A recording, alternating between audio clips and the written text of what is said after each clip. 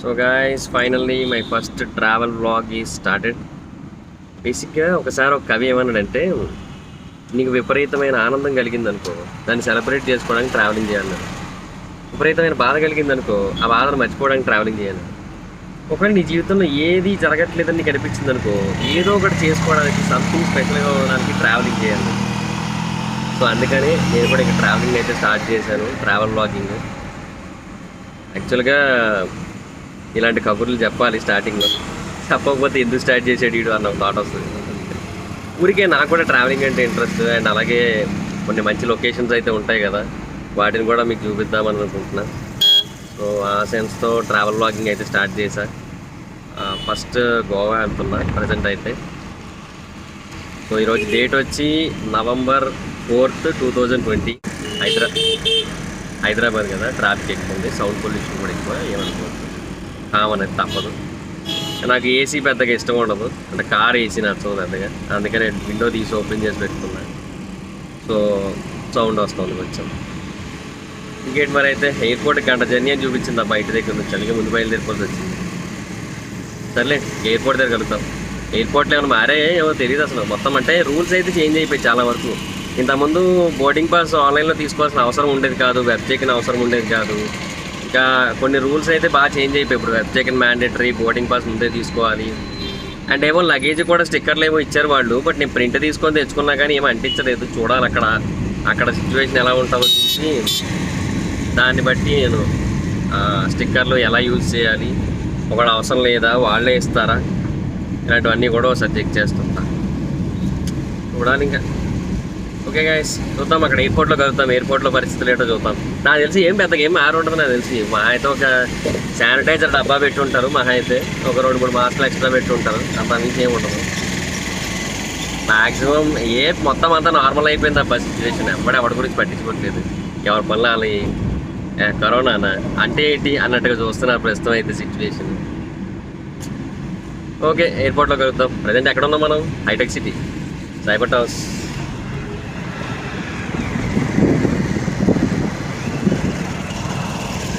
అది మ్యాటర్. ఎయిర్పోర్ట్కి వెళ్తున్నా, ఆన్ ది వేలో ఉన్నా. ఓకే డన్, మరి ఎయిర్పోర్ట్లో కలుగుతాం.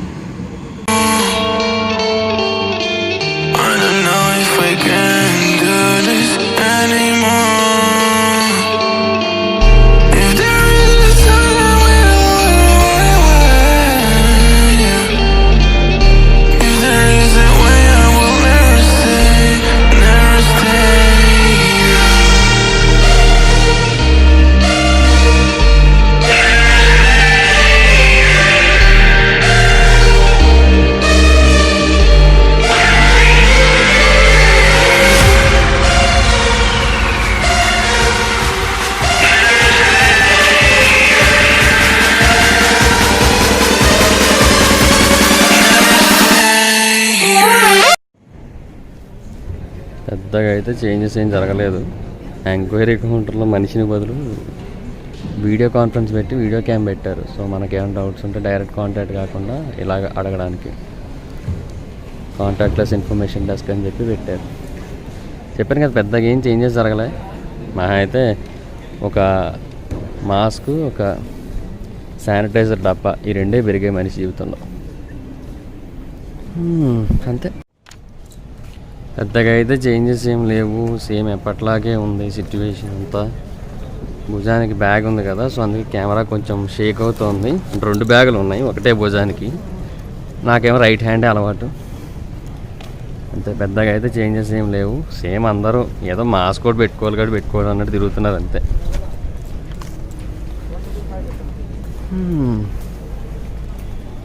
పెద్దగా ఏం తేడా లేదు. కొంతమంది ఫేస్ షీల్డ్ పెట్టుకొని వచ్చారు, అంతే. నార్మల్ అయిపోయింది అబ్బా లైఫ్ అంతా కూడా.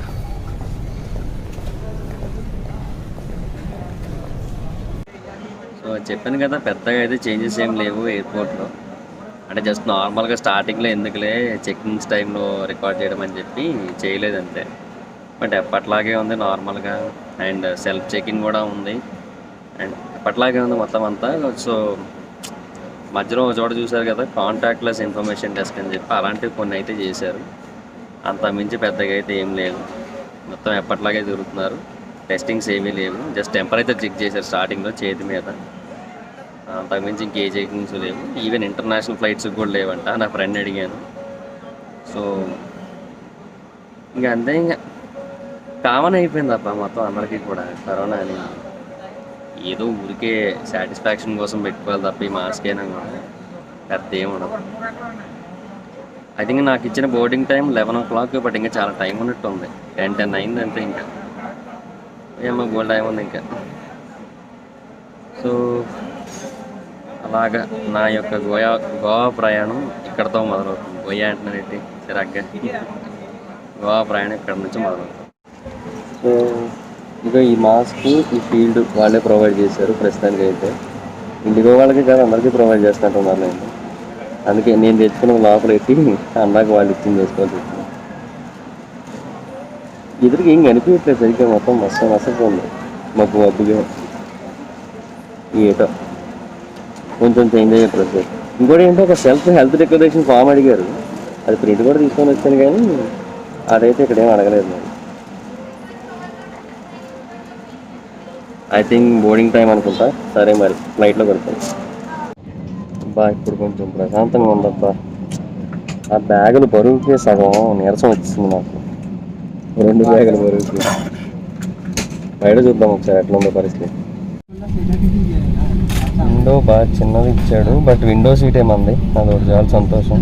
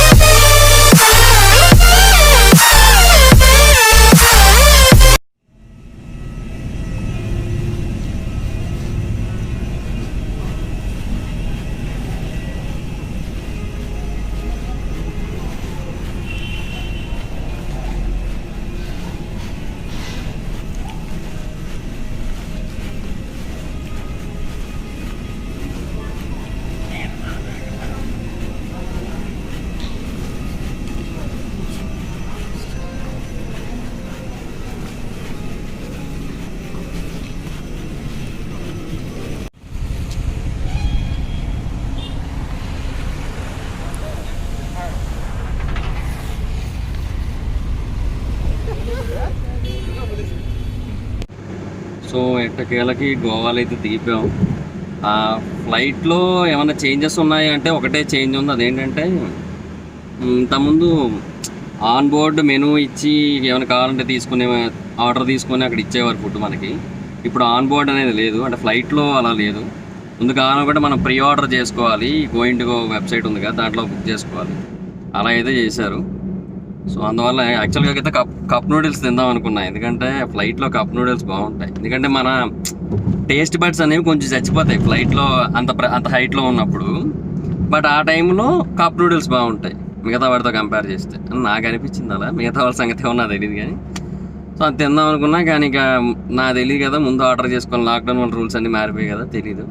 అది ఎయిర్పోర్ట్లో దిగిన వెంటనే క్యాబ్ ఒకటి తీసుకున్నా. డోనాపాల బీచ్ ఏంటంటే సిటీ సెంటర్లో ఉంటుంది. అంటే సిటీ సెంటర్ అంటే అక్కడ నీకు బాగా బీచ్కి కాలంగుంటే బీచ్, కాలగుంటే అని వస్తుంది, గుంటే వచ్చి అయితే ఆ బాగా బీచ్కి, కాలంగుంటే బీచ్కి, తర్వాత ఈ డోనాపాల బీచ్ మధ్యలో కొన్ని వాటర్ ఫాల్స్ ఉన్నాయి, సిటీ, వీటన్నిటికీ కూడా డోనాపాల బాగా దగ్గరలో ఉంటుంది. సో అందుకని నేను ఒక ఫస్ట్ 4 days అక్కడే స్టే చేద్దాం అనుకున్నా, 4 or 5 days మ్యాక్సిమం. ఒకవేళ ఇంకా దాని దగ్గరలోనే ఉన్నాయి చూడడానికి అన్నీ అనుకున్నట్టయితే ఇంకా అక్కడే ఉండిపోతా ఒక 1 week 8 days వరకు. తర్వాత అగోండా ఏరియాలోకి వస్తా, ఎందుకంటే అగోండా ఏరియాలో మళ్ళీ మనకి చాలా వాటర్ ఫాల్స్ ఉంటాయి, చాలా లొకేషన్స్ ఉంటాయి, అండ్ మన గోస్ట్ హోటల్ కూడా అక్కడే ఉంది. సో ఇవన్నీ కూడా అటు సైడ్ ఉంటాయి, స్పీడ్ బ్రేకర్లు అనుకుంటా. సో అది ప్రస్తుతం అయితే క్యాబ్లో ఉన్నా. మ్యాక్సిమం ఎంత తీసుకుంటే నాకు తెలీదు, 28 kilometers చూపిస్తుంది ఇక్కడ నుంచి డోనాపాల బీచ్.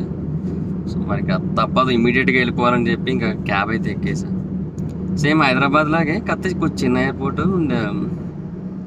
ఇంకోటి ఏంటంటే హైదరాబాద్లో మనకేంటంటే పైనుంచి కిందకి స్టేర్స్ ఉంటాయి, కింద పార్కింగ్ ఉంటుంది, మొత్తం ఉబెర్, ఓలా ఇవన్నీ క్యాబ్స్ ఉంటాయి.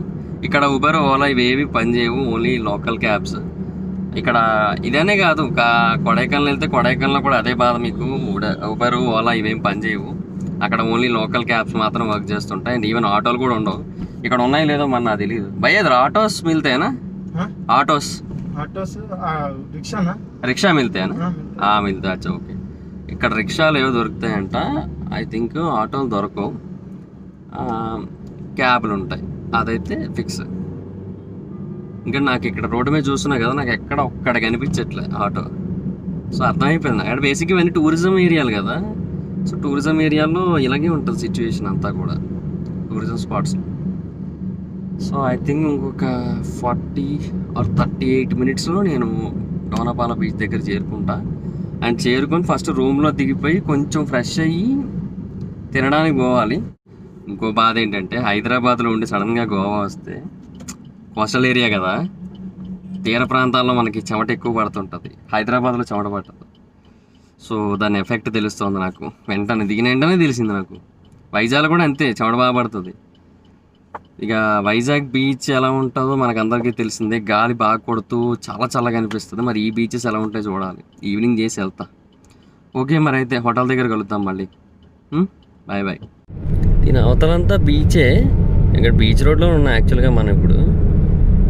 కానీ ఎందుకనో మొత్తం రేకుల షెడ్ వేసారు మధ్యలో అడ్డంగా ఒకటి, అంటే ఏం కనబడట్లేదు. అండ్ వెనక ఇందాక ఒకటి దాటేసాను, అది దాంట్లో షిప్పులు అన్నీ ఉన్నాయి, పాత షిప్పులో, పాడైపోయిన షిప్పులో, రిపేర్కి వచ్చిన షిప్పులో మరి తెలియదు కానీ అన్నీ అది షిప్ యార్డ్లా ఉంది. అంటే అది ఇక్కడ ఏదో పెద్ద షిప్ ఉందో,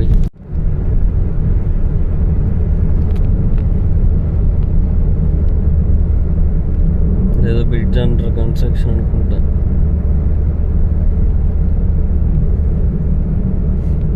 ఇటు వాటరే, ఇటు వాటరే.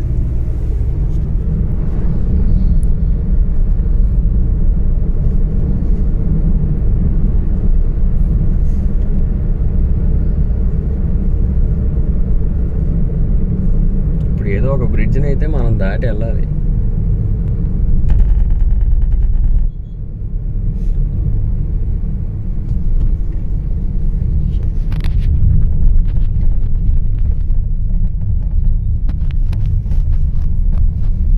పేర్లు వింత వింతగా ఉంటాయి ఇక్కడ. ఆఫ్ కోర్స్ మన ఊరి పేర్లు వీళ్ళకి అలాగే అనిపిస్తాయి అనుకోండి, అది వేరే విషయం. వీళ్ళ ఊర్లు పేర్లు మనకి ఎలా వింతగా అనిపిస్తాయో వాళ్ళ ఊర్ల పేర్లు కూడా మనకి అలాగే వింతగా అనిపిస్తాయి.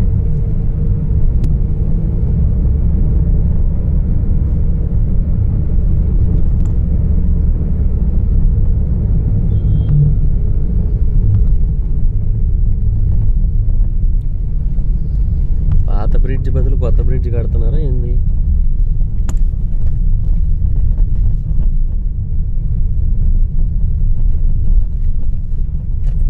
పోండా ఇదేదో పోండా కాదు, పోండాలాగా పోండా. సో అదేదో పెద్ద బ్రిడ్జే కడుతుండ్రు అబ్బాయిలు. చాలా పెద్ద ప్లానే, పెద్ద స్కెచ్చే. ఏదో వేసారు పెద్ద స్కెచ్చే.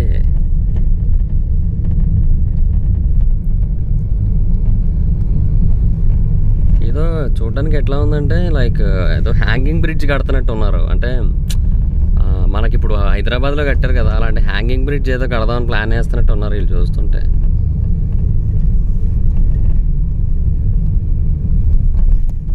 అండ్ ఇంకోటి ఏంటంటే ఈ బ్రిడ్జ్ కూడా అంత మంచి కండిషన్లో ఏమి ఉన్నట్టు అనిపించట్లే. ఇప్పటికి కాదు కదా ఈ బ్రిడ్జ్లు అన్నీ కూడా చాలా ఓల్డ్ బ్రిడ్జెస్ కదా. ఇటు కూడా బ్రిడ్జ్ ఏదో ఉంది, రైల్ కమ్ రోడ్ బ్రిడ్జ్లో ఉంది అది.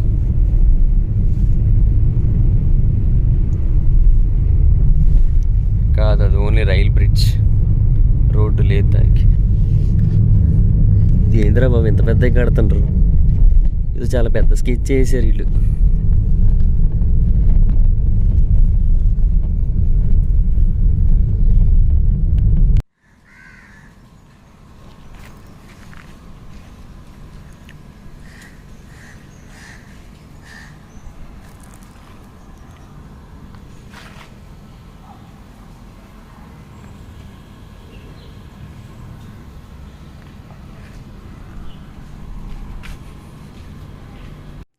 సో ఇది మన రూము. యాక్చువల్గా ఇందాక బయట చూసారు కదా హోటల్, సో లోపల రూమ్ ఇది. సో బెడ్ అది బాగానే ఉంది. అండ్ ఇక్కడ ఒక 2 గ్లాసులు వాటర్ పెట్టాడు ఏదో. ఏంట్రా అది థింగ్స్ ఉన్నదా?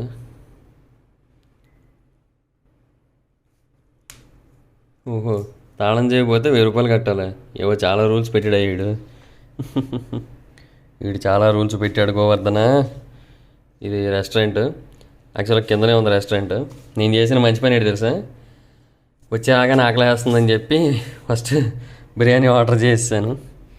సో ఇంకా ప్రశాంతంగా అది వస్తే తినేద్దామని చెప్పి వెయిటింగ్ నేనైతే. బెడ్ బాగుందబ్బా, మంచి కంఫర్టబుల్గా ఉంది. అట్ ద సేమ్ టైం నీకు ల్యాంప్స్ ఉన్నాయి అన్నీ. అండ్ నీకు మెయిన్ ఇది అదిరిపోయింది, బాల్కనీ. ఇది ఎవడిది ఎత్తాడు అది ఎదురా, ఇది లాకు.